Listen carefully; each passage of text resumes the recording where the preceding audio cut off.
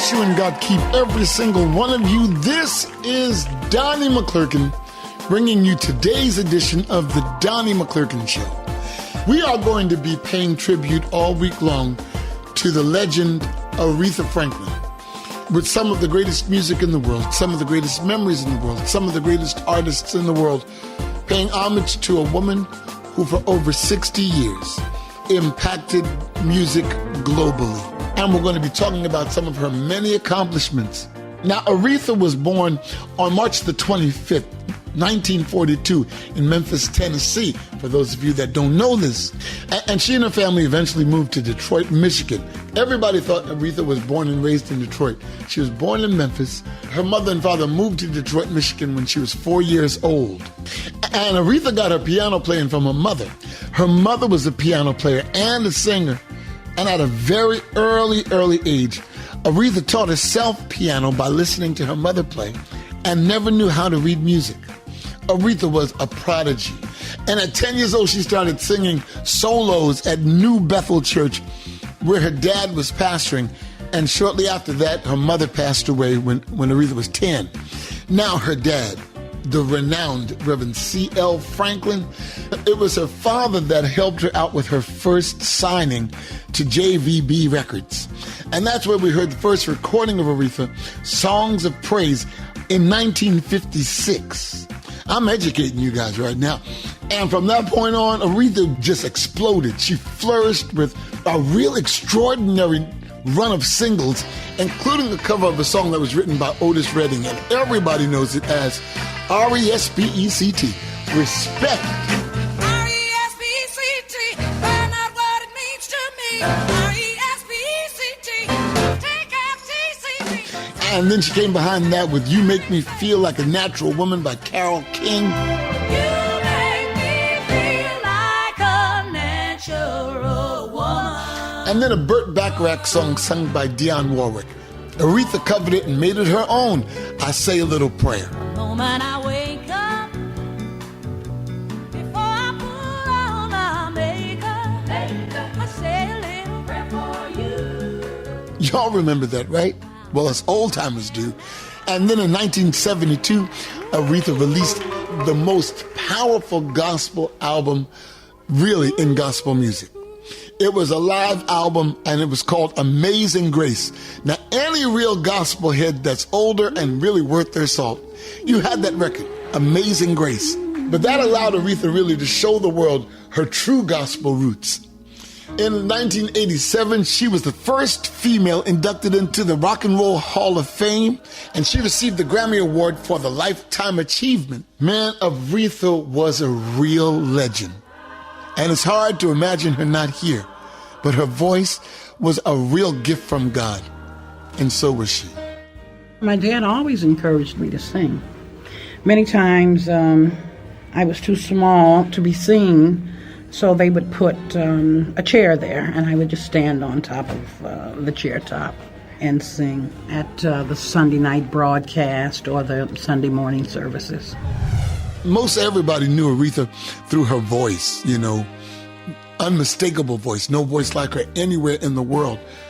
But that musical impact that Aretha had was matched by her political legacy. And she is absolutely key in the civil rights movement of the 60s. Because her father, C.L. Franklin, he was a preacher whose political sermons helped to lead Martin Luther King. And Dr. King stayed with the family whenever he visited Detroit. Aretha's father, Dr. C.L. Franklin, he really helped Martin Luther King organize the Walk of Freedom. And when Dr. King passed away, Aretha was right there. And she sang Thomas Dorsey's Precious Lord like it's never been sung before in history. Precious Lord, please. All of that happened in April of 1960, and it was Aretha's song Respect that became like the defining song for the feminist movement in the 70s, as well as the civil rights movement. When you sit back and try to calculate it, Aretha sang at 3 president inaugurations. She sang God Bless America for Jimmy Carter. God bless America. I Dreamed a Dream for Bill Clinton.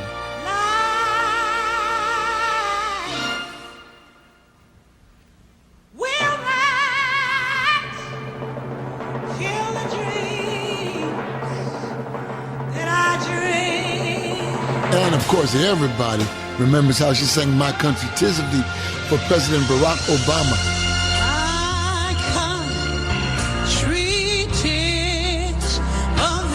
And in 2005, Aretha was awarded the Presidential Medal of Freedom.